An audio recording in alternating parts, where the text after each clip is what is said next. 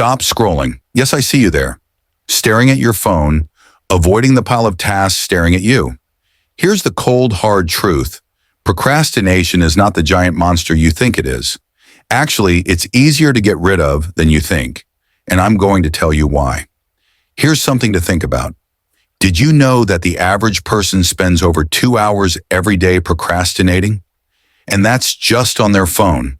It's not a rare phenomenon, it's the norm. And yet, you're still stuck. It feels like a constant cycle of guilt, stress, and unfinished business. Sound familiar? What if I told you that beating procrastination could be as simple as taking a deep breath and using some nature-inspired hacks to get back on track? Stay with me, and by the end of this video, you'll know exactly how to stop feeling overwhelmed and start actually doing. Are you ready to end the procrastination cycle once and for all? All right. I know you're probably thinking, it can't be that easy, right? Well, here's the thing. Procrastination isn't some deep-rooted issue that can only be solved with extreme willpower. It's a habit, and habits, my friend, can be broken down and rebuilt. In today's video, we're going to talk about why procrastination feels so difficult to beat and the truth about why you keep putting things off. Hint, it's not laziness.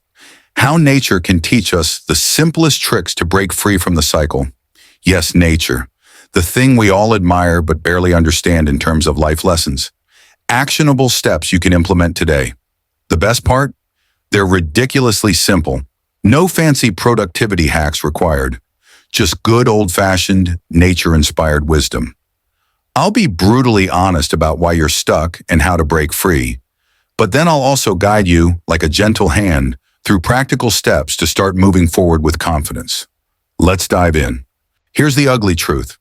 Procrastination is not about being lazy, and I hate to break it to you, but it's also not just about poor time management.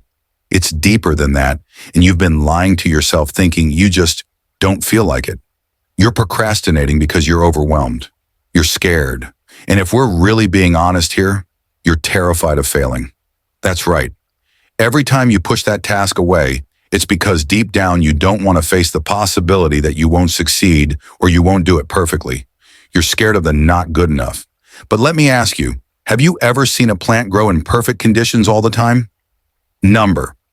It's not a smooth, flawless process. It's messy. It's slow. Growth is not linear. Neither is your journey with productivity. But you've been sitting in this fog of fear and self-doubt for so long, you're convinced it's all too hard. You're not lazy. You're just not giving yourself permission to fail. And that's what procrastination feeds on. The fear of imperfection, the fear of doing it wrong. Here's the thing. You can't grow if you don't start. It's as simple as that. You've been avoiding the process because you want it to be easy, but life doesn't work that way, and neither does personal growth.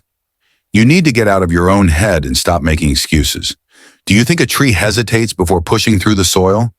Do you think the sun asks permission to rise? Nature does what it has to do because it doesn't care about the fear. You can learn that too. So, why do we procrastinate in the first place? Why do we keep avoiding things that matter to us?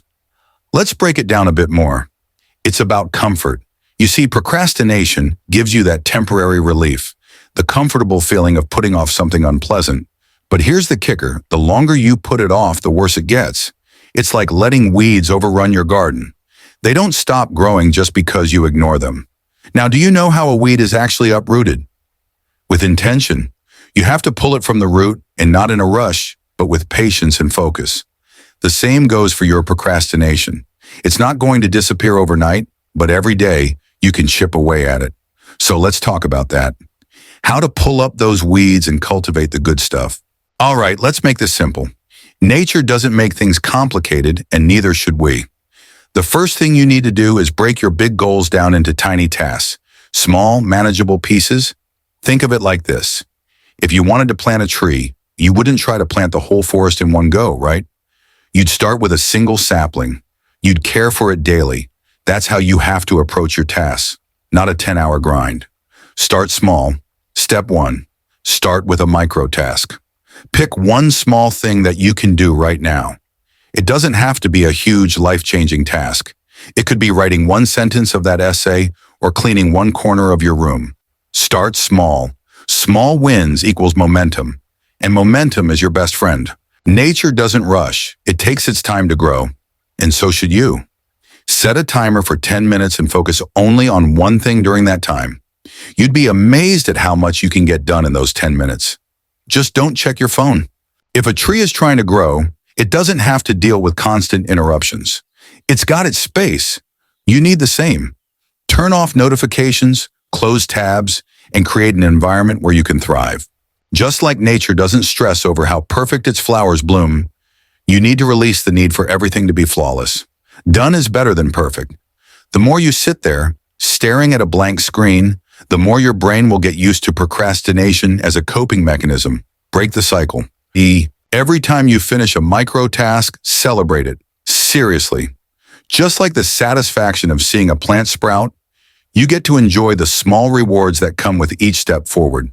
Progress, no matter how small, is progress. And before you know it, you'll find that procrastination isn't this mountain in your way. It's a bunch of tiny pebbles you can step over. All right, I've given you the tools you need, and now it's up to you. Procrastination doesn't have to control you anymore.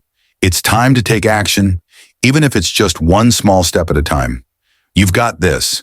The hardest part is getting started, but once you do, there's no turning back. You don't need a perfect plan. Just start, and nature will guide you. Now take a deep breath and step into action. Remember, you don't have to be perfect to make progress. Every little step counts. If you found this helpful, leave a like, share this with someone who needs it, and don't forget to subscribe for more nature-inspired ways to improve your life. We're in this together. Take care, and let's grow.